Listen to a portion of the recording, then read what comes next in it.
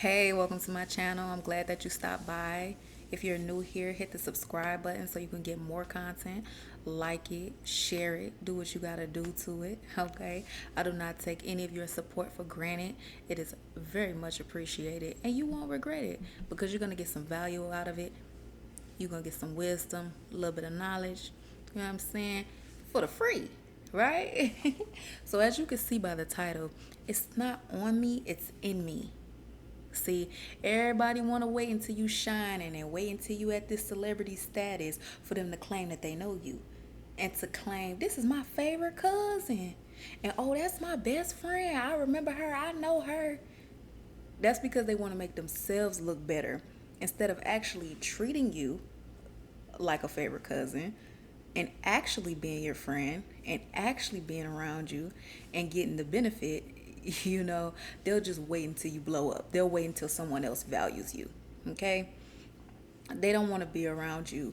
They want to wait until they see something. Because a lot of times to these people, seeing is believing. Okay? But as a believer, we know Hebrews 11:1, faith is the substance of things hoped for, the evidence of things not seen. So over on this side, we're moving on faith because we know that it's in us, it's not on us. It's not in the clothes we wear. It's not in the fancy shoes. It's not in the status that other people assign to us. It's in who God called us to be. It's in our inner beauty. You know, y'all ain't ready for that. They ain't ready for that conversation, okay? The stuff that they admire about you, the stuff that they sit up at night and be like, what is it about this person? It's inside, all right? Because there's a lot of people that look good out here. There's a lot of people with shiny things, all right? There's a lot of people like that. It's a lot of people like that, but that doesn't mean that they make people feel good. That doesn't mean that they add value to people's lives when they're around. Why is it that they can have more than you, have more friends than you, have a better car than you, look better than you, but they still trying to figure you out? They still hating. And you just like, they can't be hating on me. They can't be. But that's because it's in you. No matter what you lose, no matter what you go through, no matter who supports you and who don't, they know that her and her God or him and his God is going to make a way out of no way. Him and his God gonna get built back up. She serves a God of restoration. No matter how many times they fall, they gonna get back up. What is that? Why is that? How are they so enduring? How are they not going crazy? How did they come out of that pit? Look, I know they gagged. They had to gag when Joseph came up out of that pit. They had to gag when they found Joseph. And he was handsome and powerful and in an authority position as a new creature. They didn't even recognize him. Why didn't they recognize him? Because he wasn't the same person that they threw in the pit. That young boy, that young version of him was gone.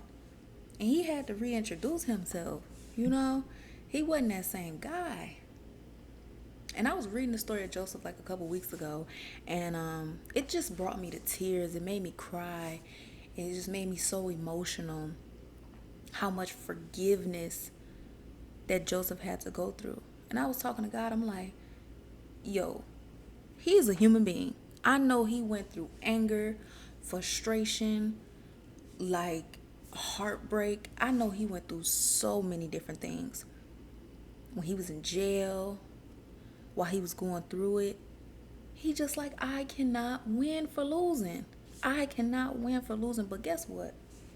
The position that he ended up in, I'm sure it just made him forget about all the trials and the tribulations and all the hurt and the pain that he had to go through to get there. He had children, a beautiful wife, all this authority and powerful. He was a celebrity, okay? He was a true celebrity, okay? Regardless of who was king, he was a king in his own right. He was definitely a king in his own right. And I just respect Joseph for that, for not seeking revenge. He didn't seek revenge. He just kept moving forward. All right? Because he lost everybody. Everybody that he ever knew. Everybody that was close to him, he lost them.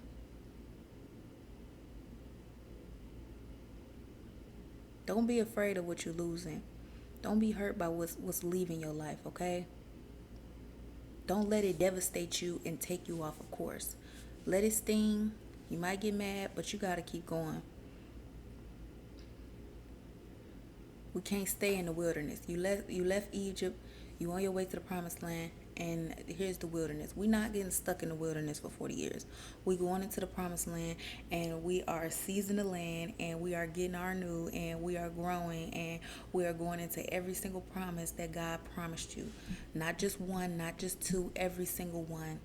We are being redeemed and restored. I thank you guys so much for listening. Bye.